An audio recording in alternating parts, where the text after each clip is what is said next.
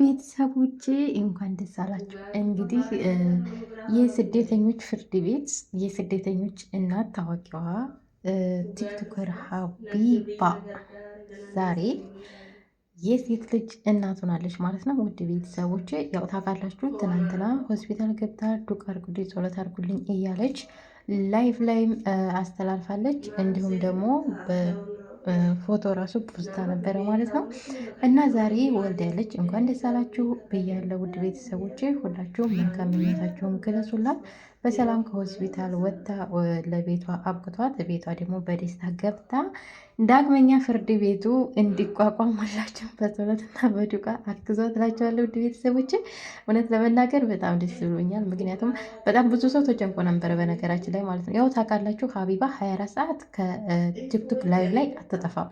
ስትተኛ ብቻ ነው ከቲክቶክ ላይቭ ላይ የምትጠፋው እና ያው ትናንትና ላይቭ ላይ ብትገባም ነገር ግን እሷ እያወራች አልነበረም። አሁን ለታም እንደዚሁ ላይቭዋ ክፍት ነው። ጀስት ላይ ገብተው ብቻ የሚያወሩት ናቸው እንጂ እሷ እያወራች አልነበረም። እና ዛሬ ላይ ደግሞ ወልድ ያለች የሴት ልጅ እናት ሆናለች። ሁላችሁም መልካም ምኞታችሁን ግለጹላት። የሰው ደስታ የሚያስደስታችሁ ደስታችሁን ግለጡላት እያልኩኝ ውድ ቤተሰቦቻችን የዛሬ ዜናችን ይሄን ይመስል ነበረ።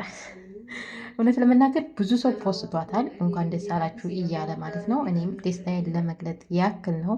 ትንሿ ፍርድ ቤት እንኳን ደስ አለሽ የስደተኞች እናት፣ ሰው ታመመ ሲሏት፣ ሰው የሆነ ነገር ሆነ ሲሏት የማትጨክነው እና ሀቢባ በጣም እናከብርሻለን፣ እንወድሻለን። እንኳን ማርያም ማረች እላለሁ። ውድ ቤተሰቦቼ በሌላ ቪዲዮ እስከምንገናኝ እግዚአብሔር አምላክ ሀገራችንን ሰላም ያደርግልን። ባይ ባይ። እወዳችኋለሁ።